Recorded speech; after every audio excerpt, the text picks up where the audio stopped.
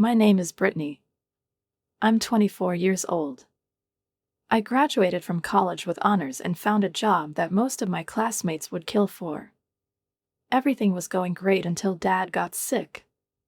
Dad has always been the backbone of our family.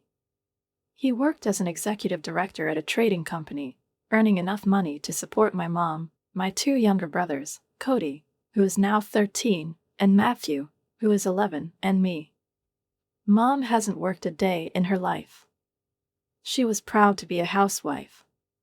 Sometimes it seemed strange to me what she was doing while my brothers and I were at school, but I didn't ask these questions out loud. That was the way it was done. When Dad was diagnosed with terminal cancer, everything changed. The disease was rapidly taking away his strength.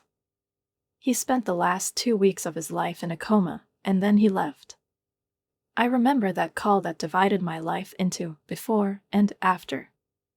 The doctor's voice was trembling, but the words were clear. "I'm sorry, Brittany. Your father couldn't come. Get home. To return. Live." Those words stuck in my mind. The funeral was modest. Mom was sobbing dramatically, clutching the hem of her black dress in her fingers. Cody stood there, silent, almost like a statue, his lips pressed into a thin line. He was too young to fully understand that his father would never come back. Matthew held my hand tightly, and I held him close, as if I could protect him from this loss. After the ceremony, I promised my brothers that I would always be there for them. That I won't let anyone or anything tear our family apart. The next day, my father's lawyer, Mr. Brown, invited us to talk. He was as serious as ever, his movements were measured, and his voice was even. He asked for a private conversation with me and Mom. "According to your father's will," he began, spreading out the papers on the table, "his assets are to be divided equally between you, Mrs. Turner, and you, Brittany." I nodded, expecting to hear about savings, investments, and a house. Dad was careful about financial matters. Since childhood, he taught us how important it is to save money for a rainy day, how important it is to be prudent.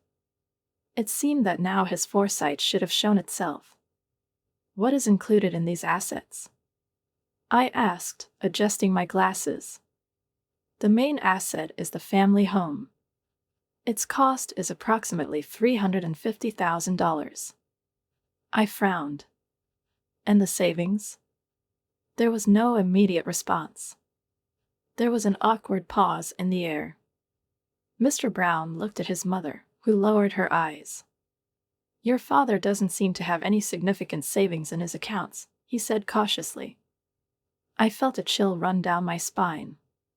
This can't be happening. Dad always saved money. He was making good money. Mom raised her head. There was weariness in her eyes. "Your father didn't have any savings, Brittany. The house is all we have left."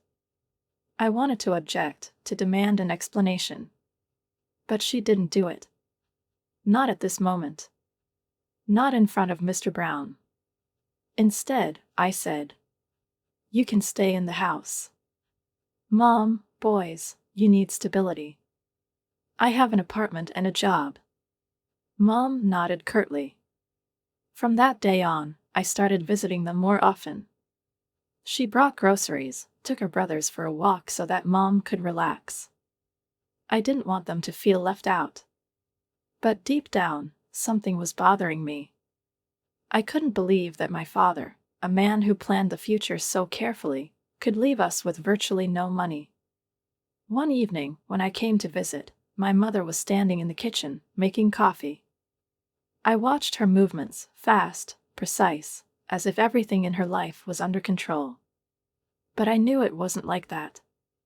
"Mom," I began, trying to keep my voice calm, "I was thinking about my father's finances. It doesn't make sense. He was making good money." Mom's shoulders tensed. She continued to pour the coffee without turning around. "What are you implying?" "Nothing." I hurried to justify myself. "I just don't understand. He was so careful. Medical bills, she replied, finally turning to me. Cancer treatment is expensive. Even with insurance. It was a reasonable explanation. But there was a strange note in her voice. Something subtle, but disturbing. Can I see his account statements? I asked cautiously. Just to understand better. Mom froze, as if weighing her answer, then nodded and went into the bedroom.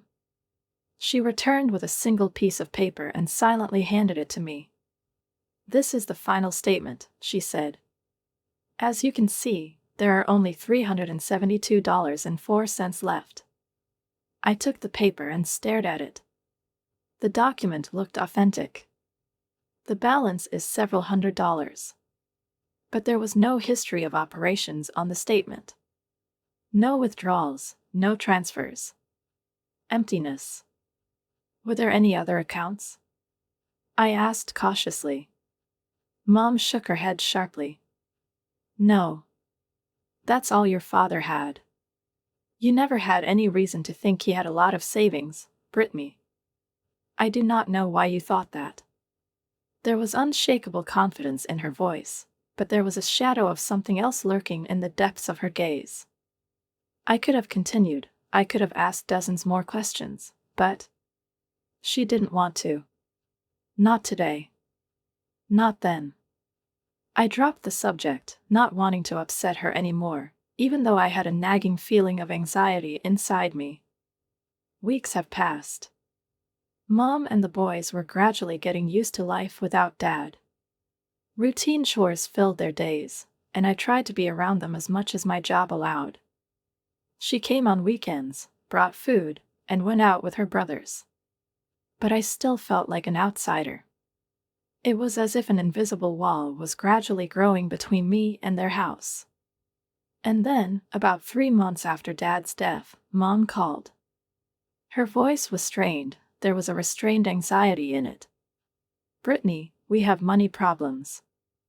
I need help with the bills. How much do you need? I asked, immediately tensing up. Taxes on real estate.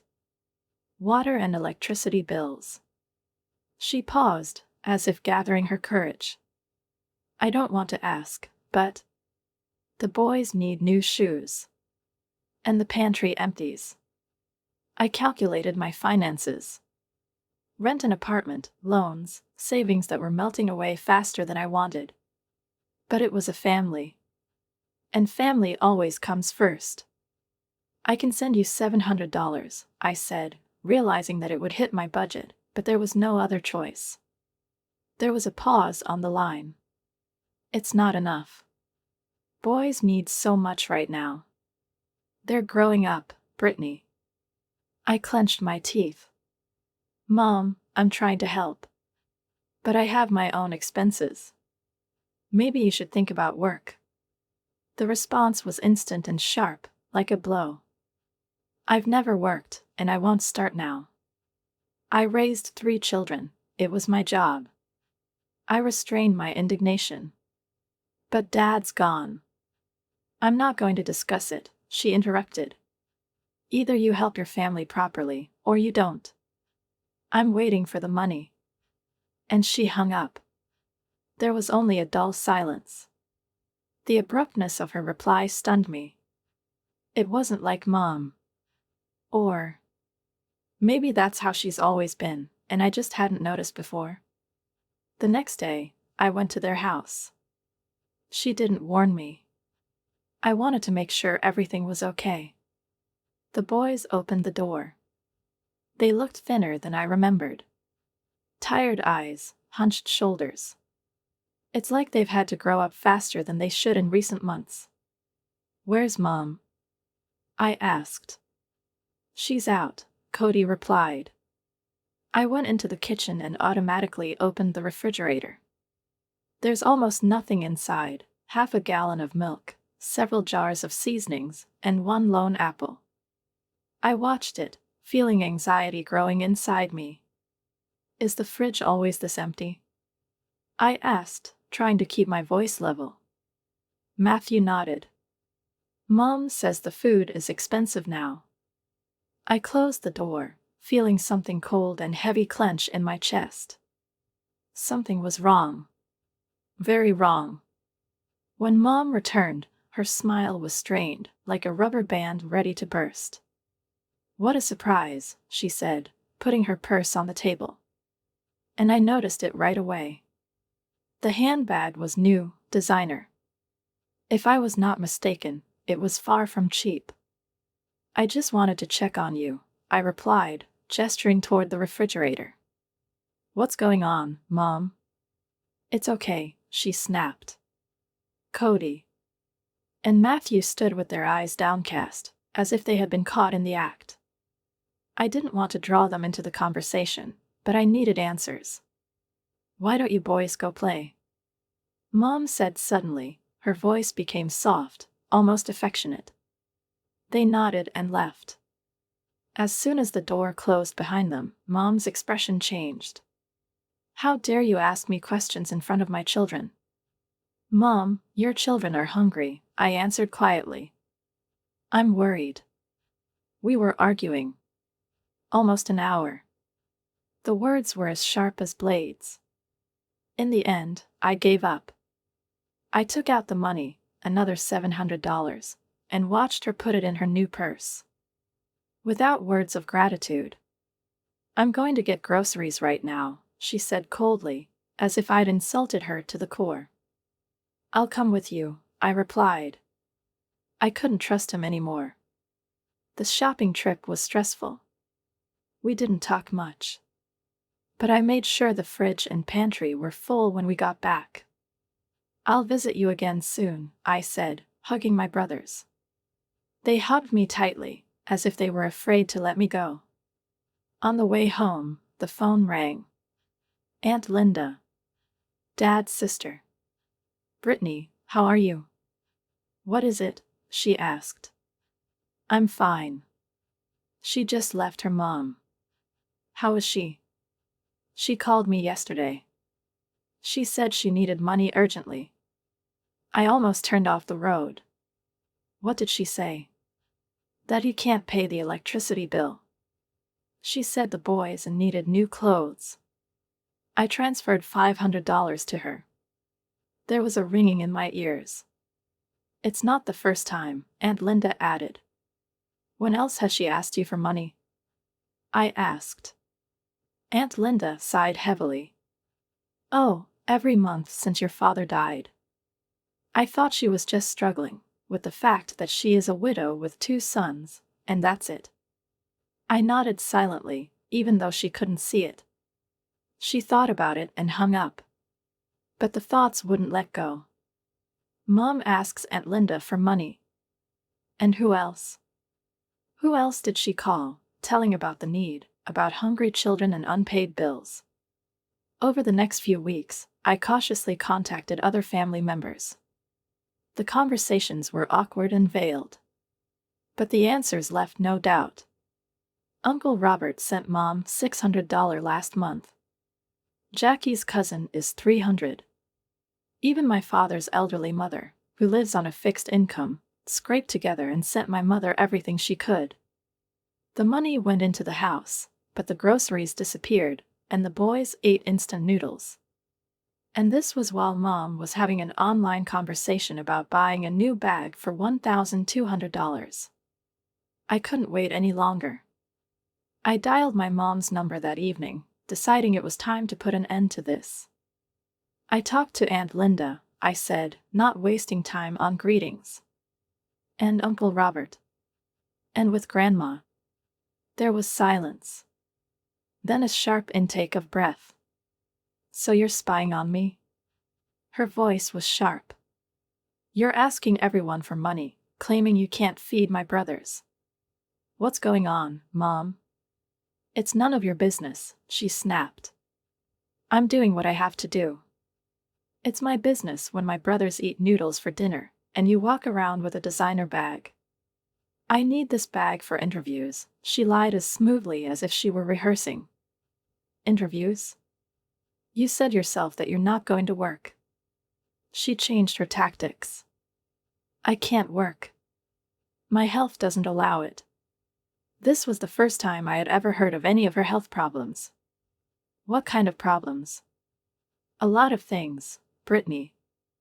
Things that I don't discuss with my daughter. I took a deep breath, feeling tired. Mom, this has to stop. You need to get a job. Asking everyone for money is a shame. Her answer sounded like a spit. Are you ashamed? It's a shame how little you care about your family. I need more money this month, Brittany. Not $700. I need at least $2,000. I could barely keep from screaming. There's no way I'm going to give you this if you don't help, she interrupted. It may be necessary to restrict your access to your brothers. For their emotional well-being. It was a threat. Clean and uncluttered. A blow I didn't expect. You wouldn't, I began, but stopped. Because she would. I could see it in her voice, in every cold, precise word. I sent her the same $700 that evening, furious but powerless. An hour later, a message arrived. It's not enough. I warned you. And she kept her word. The next day, my calls to my brothers went unanswered. A beep and then a voicemail. The messages remained unread. I waited a day. Then another one. On the third day, I couldn't stand it. I went to their school knowing it was the last way to see them. I stood at the exit, watching the children fly out to freedom. When Cody and Matthew appeared, they froze when they saw me. Surprise and something like awkwardness were reflected on their faces. Why aren't you guys answering my calls? I asked, hugging them. Their bodies were thin, bony. My brothers. My boys. Matthew lowered his gaze. Mom took our phones. Cody pulled an old cot out of his pocket. She blocked your number. She said, he added, that we shouldn't talk to you anymore. Because you don't want to help us. Matthew sobbed. She says you have a lot of money, but you don't care if we starve to death. I knelt down to be on their level. She looked into eyes full of fear and misunderstanding. Listen to me. I love you more than anything in the world. Mom and I have a disagreement, but it has nothing to do with you. I'll always be there for you. I will always protect you. But the words seemed empty, as if I was trying to patch a hole in a wall that had been torn down with my bare hands. I was on my way home with a plan. Mom manipulated everyone, including her own children. If I wanted to keep my relationship with my brothers, would have to play by her rules. The next day, I sent her another $1,000. Less than she asked for, but more than I could afford. A few hours later, the phone rang. Brittany, honey, Mom's voice was as sweet as syrup. Thanks for the money. I knew you wouldn't leave us.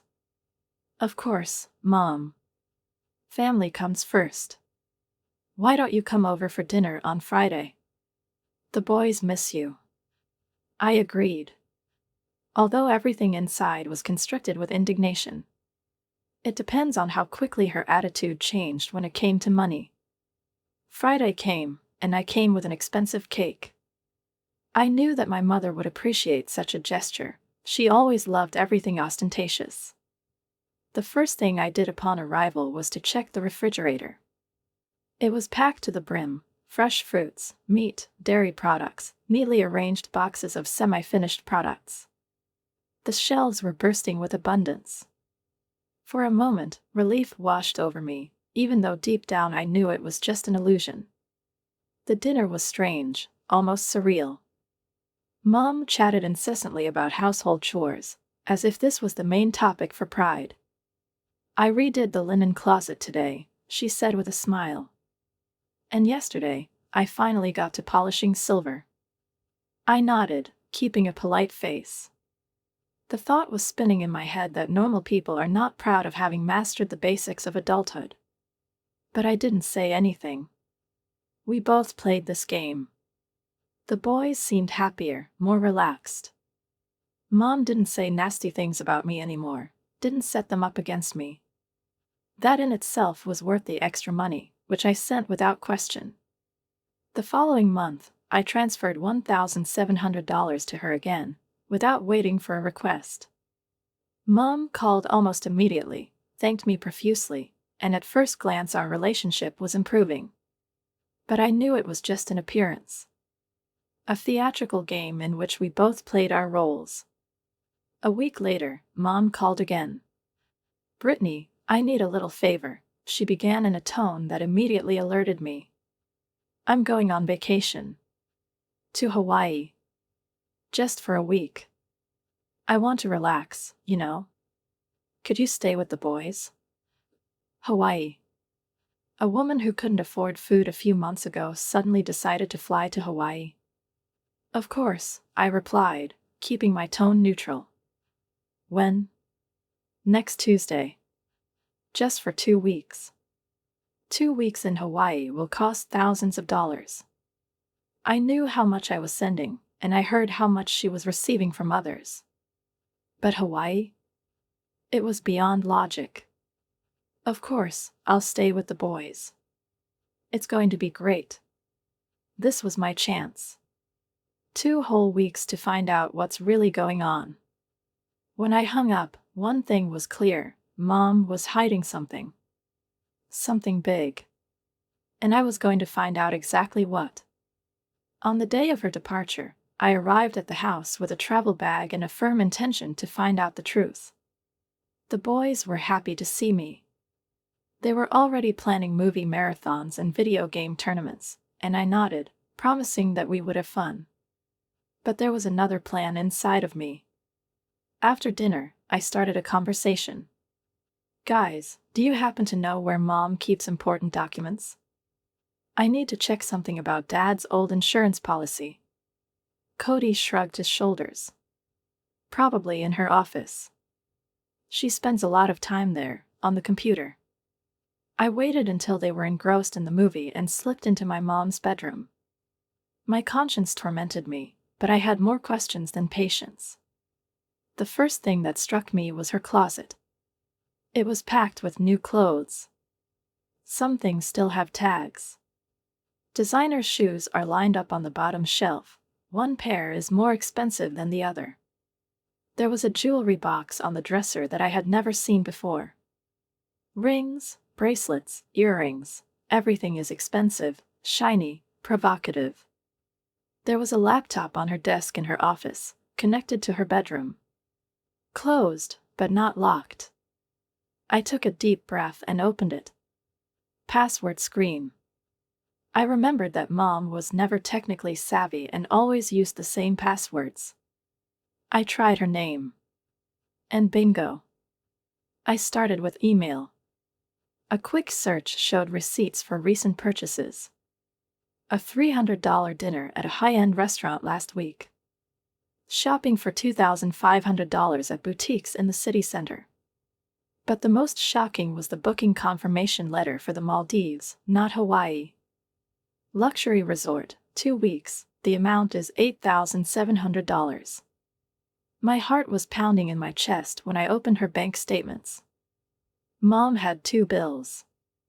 One was the one she showed me, with minimal activity consistent with her stories of distress. The second one is personal, hidden. This account received between $3,000 and $5,000 per month. A lot more than I gave her. And the expenses corresponded: luxury restaurants, designer clothes, spas, trips. She wasn't surviving, she was enjoying life at someone else's expense. I scrolled back through the statements, trying to trace the source of this money. Regular deposits began immediately after Dad's death. Before that, there were only individual translations, rare and logical. But nothing like these large monthly amounts. Something didn't add up.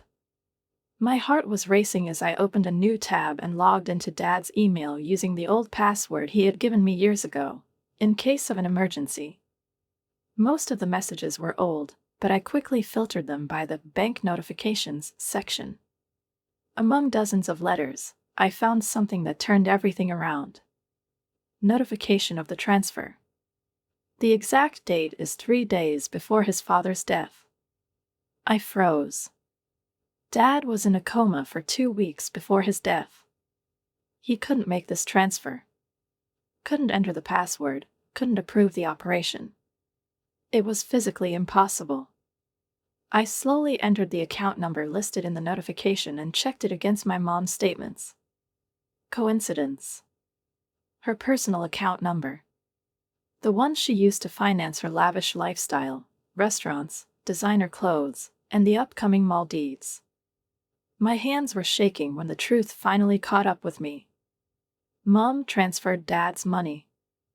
All his savings. While he was lying in a coma, powerless, unable to express either consent or protest. And then she lied to me. I lied to my lawyer. She lied to everyone who cried with her at his grave. She claimed that Dad had nothing left. Just the house. I almost suffocated from the suffocating feeling of betrayal. Mom.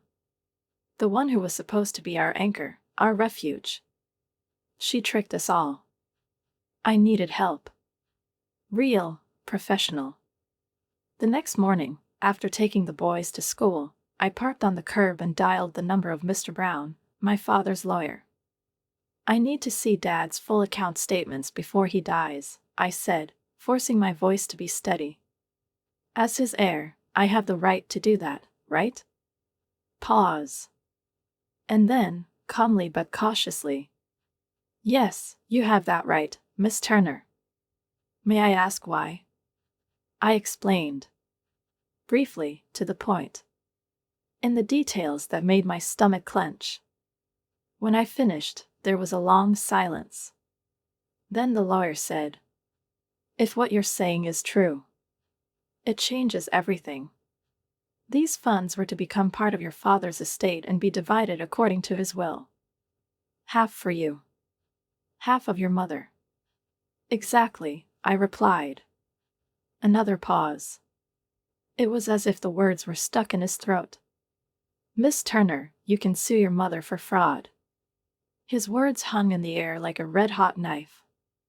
Sue your own mother. The thought made me shudder. It was wrong.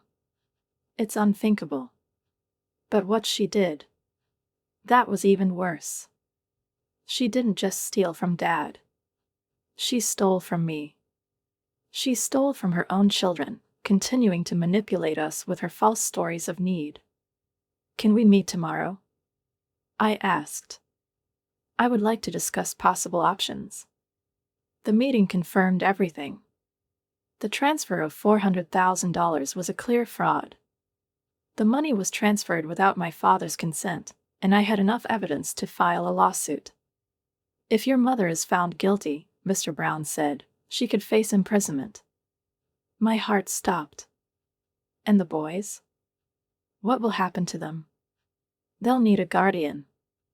Given your relationship with them and your stable position, it will probably be you. My head was spinning. The guardian of his brothers. Take them from their mother. My mother.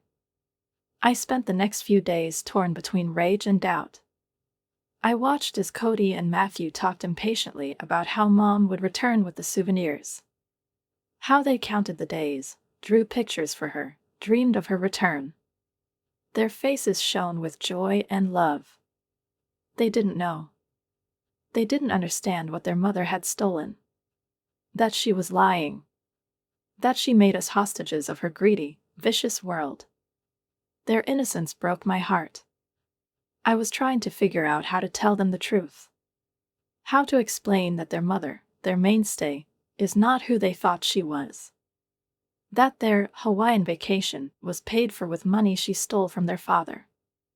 I couldn't destroy their world. Not like that. And that night, on the eve of Mom's return, the decision formed itself. I'm standing up to her. Necessarily. I'll ask her why she did it, why she chose lies and betrayal. But I'll offer her a way out. A way out that will protect my brothers. A way out that will give me back what rightfully belongs to me, without destroying the family completely. The next morning, I put the boys on the school bus and returned to an empty house.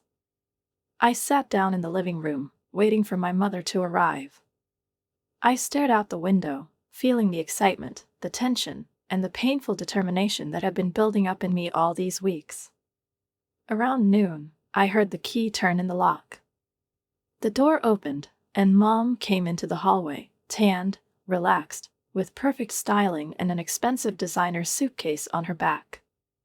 The smile that was still beaming on her face instantly disappeared as soon as she noticed me sitting in the armchair. "Brittany? Where are the boys?"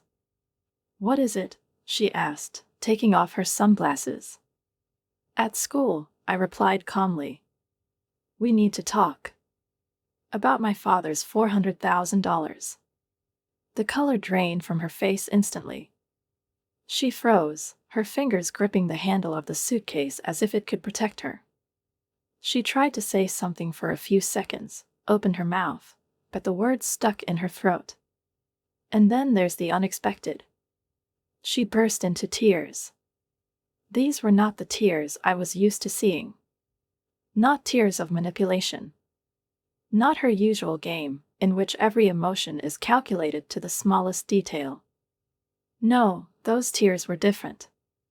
The tears of a man who knew he'd been caught. Who knew the game was over. "How did you know?" "I'm sorry," she finally managed. I silently put the evidence folder on the coffee table. Bank statements, copies of transfers, booking confirmations. Everything. "It doesn't matter. The important thing is that you stole the money. I stole it while Dad was dying. You took what should have been mine. You lied to everyone, me, your lawyer, your family." She sat down on the sofa, as if she had buckled. "You don't understand, me. I was scared, Brittany. I've never worked. I didn't know how I would survive with the boys." "Is that why you committed fraud? Did you empty your father's account while he was in a coma?" "I did what I had to do." "Stop it," she screamed, and then came to her senses. "What are you going to do?" I looked at her. The woman who raised me, but who now seemed like a stranger. I was not recognizable in her eyes. I found neither regret nor remorse. Only fear. "You have a choice, Mom," I said flatly. "And you'd better think carefully before you answer." Her eyes were anxious, and mascara was running down her cheeks, leaving dark streaks. "What's the choice?" Her voice was almost a whisper. "Option 1. I'll take this evidence to the police. You will be charged with fraud and theft. You're probably going to jail. And I will apply for custody of Cody and Matthew." She gasped. "You can't. They will remain orphans." I looked at her coldly. "I'll be there." She was silent, peering at me, trying to read even a shadow of doubt.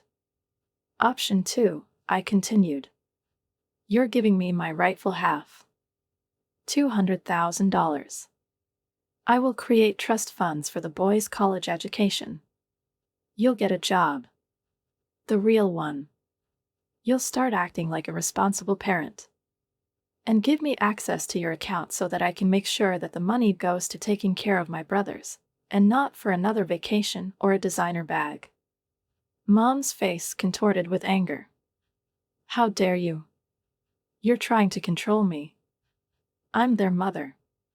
A mother who lets her children starve while she is vacationing in the Maldives." I could barely contain my voice. A mother who steals from her dying husband and lies to everyone. She stopped talking. Silence hung in the room, heavy as a stone. "Here are your options, Mom. Prison and the loss of the boys. Or cooperation and family preservation. Your choice." She jerked her head up. "You can't be serious. The boys need me. Boys need food in the fridge. Instability. A mother who doesn't use them to extort money. Mom covered her face with her hands. They'll hate me when they find out. I'm not going to tell them, I said quietly. At least not right now. Not until they become adults. Then they can judge for themselves. It's not about punishing you. It's about fixing everything. She looked up. I was looking for at least some flexibility in my gaze. At least a little weakness. But I didn't give her anything. Finally, she lowered her head. I'll do it. The word sounded like a sentence. The following weeks were difficult. I have opened a new account for the transferred funds. She immediately created 2 trust funds for the brothers. I knew it wouldn't bring back what was stolen, wouldn't clear the guilt, but at least it would give them a chance. A chance at education. A chance for the future. I demanded access to my mom's bank statements and set spending limits. Her every action now had to be transparent. To my surprise, Mom found a job at a local real estate agency in just 2 weeks. It turned out that she had skills I didn't even know she had. She easily communicated with people, confidently negotiated, and was able to present a house in such a way that buyers began to dream of living in it. Skills she may have never used during her marriage to Dad. I wondered if she was hiding them from him or if she didn't believe she was capable of more. I continued to come to the house on weekends, checking the refrigerator, which was now always full. I saw how my mother became more attentive to the boys, was interested in their success, helped with lessons, cooked for them.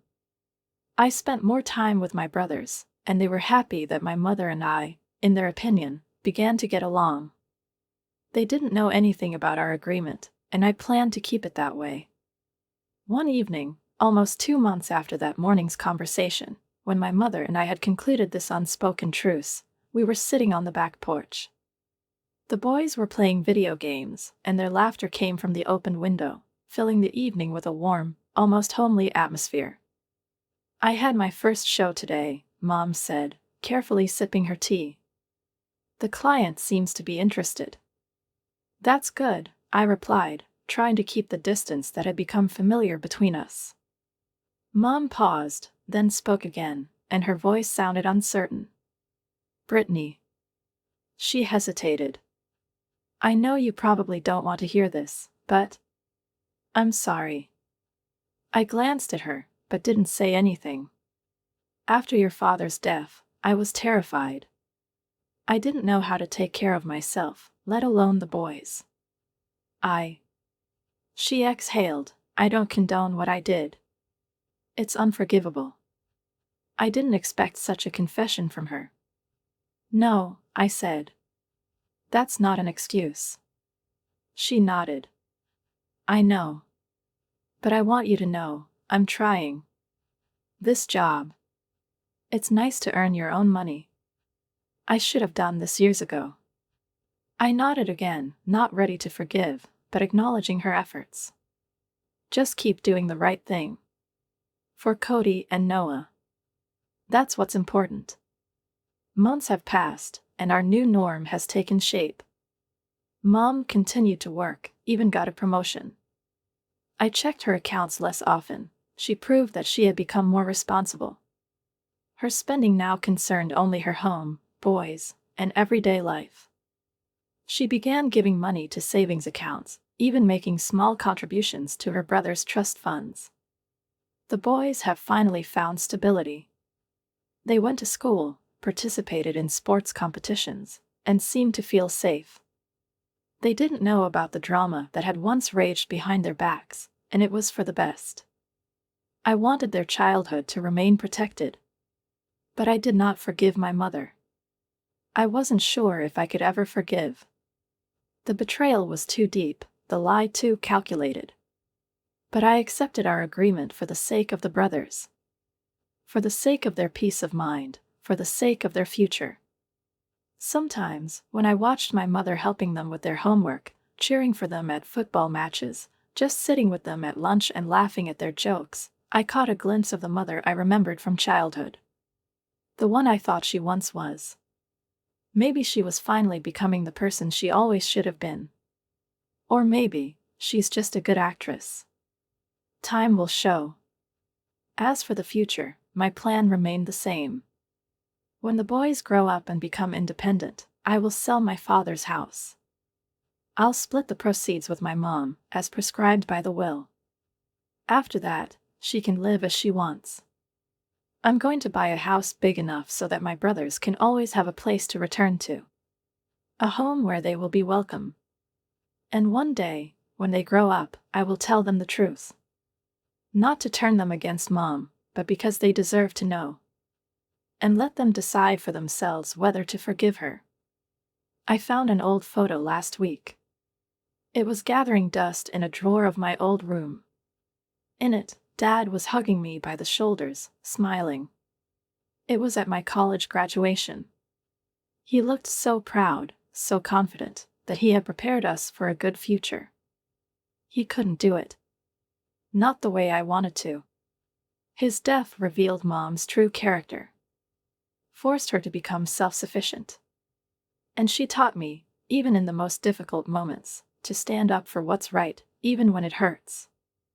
Now his money, half of which is invested in Cody and Noah's education, will help them build their future. Perhaps this was his last gift.